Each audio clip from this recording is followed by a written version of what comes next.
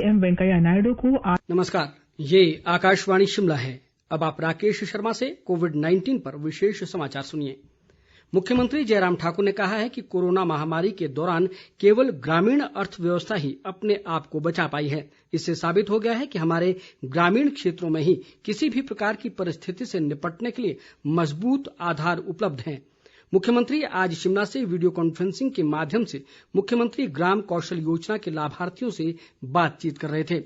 उन्होंने कहा कि युवाओं को लाभान्वित करने के लिए ग्राम विकासोन्मुखी योजनाएं आरंभ की जाएं ताकि ग्रामीण युवाओं को रोजगार की तलाश में शहरों की ओर न जाना पड़े। मुख्यमंत्री ने कहा कि राज्य सरकार के ग्रामीण विकास विभाग ने बीते 2.5 सालों में ग्रामीण क्षेत्रों के विकास के लिए विभिन्न योजनाएं आरंभ की हैं। उन्होंने कहा कि आरंभ में मुख्यमंत्री ग्राम कौशल योजना राज्य के 4 जिलों में आरंभ की गई है। इसके तहत निर्धारित पाठ्यक्रम में काश्तकला, धातु शिल्प, काष्ठ शिल्प, चीड़ की पत्तियों के उत्पाद और मिट्टी के बर्तन बनाने का शिल्प शामिल किया गया है।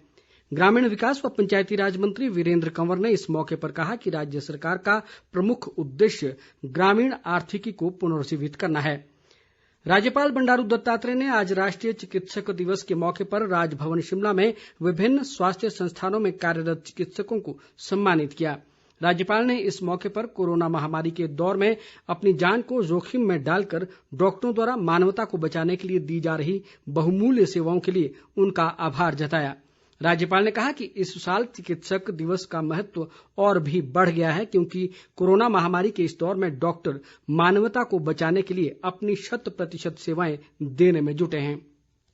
उन्होंने कहा कि कोरोना महामारी को हराने के लिए चिकित्सक पहले दिन से ही कड़ी मेहनत कर रहे हैं। इसी का नतीजा है कि दुनिया के विकसित देशों की तुलना में भारत की स्थिति कोरोना के मामले में काफी बेहतर है।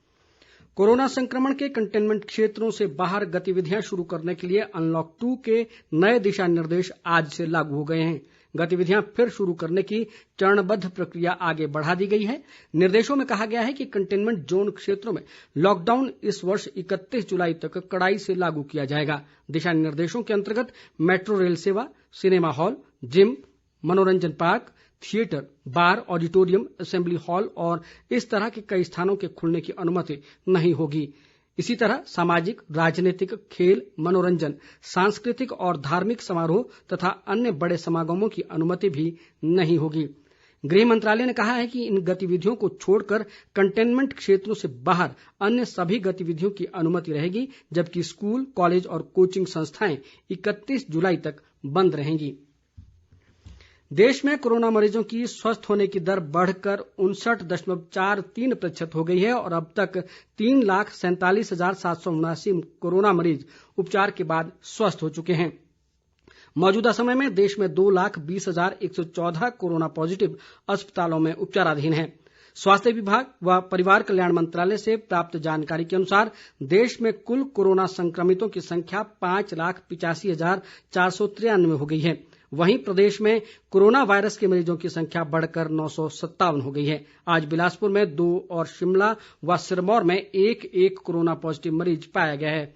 इसी के साथ प्रदेश में कोरोना के सक्रिय मरीजों की संख्या 355 हो गई है, जबकि 581 कोरोना मरीज अब तक उपचार के बाद ठीक हो चुके हैं। राज्य में कोरोना से अब तक 8 लोगों की मौत हो चुकी है। इस बीच हमीरपुर के भोरंज उपमंडल की ग्राम पंचायत बधानी के गांव दलालड़ में कोरोना संक्रमण के 3 मामले पाए जाने के बाद इस क्षेत्र को कंटेनमेंट जोन घोषित कर दिया गया है। उपायुक्त हरिकेश मीणा ने कहा कि कंटेनमेंट जोन के नियमों के अनुसार ये क्षेत्र पूरी तरह सील रहेगा। इस दौरान केवल ड्यूटी पर तैनात कर्मचारी और अधिकारी ही इस क्षेत्र में आ जा सकेंगे और आगामी आदेशों तक इस क्षेत्र में कर्फ्यू में कोई ढील नहीं दी जाएगी। उपायुक्त ने कहा कि स्थानीय लोगों को आवश्यक वस्तुओं की आपूर्ति घर द्वार पर ही की जाएगी। उधर सोलन लॉयंस क्लब ने आज प्रशासनिक अधिकारियों, पुलिसकर्मियों और चिकित्सकों को कोरोना से बचाव के लिए फेस शील्ड, मास्क और सैनिटाइजर भेंट किए। क्लब ने इस दौरान कोरोना योद्धाओं को सम्मानित भी किया। इसी के साथ ये समाचार बुलेटिन समाप्त हुआ। नमस्कार।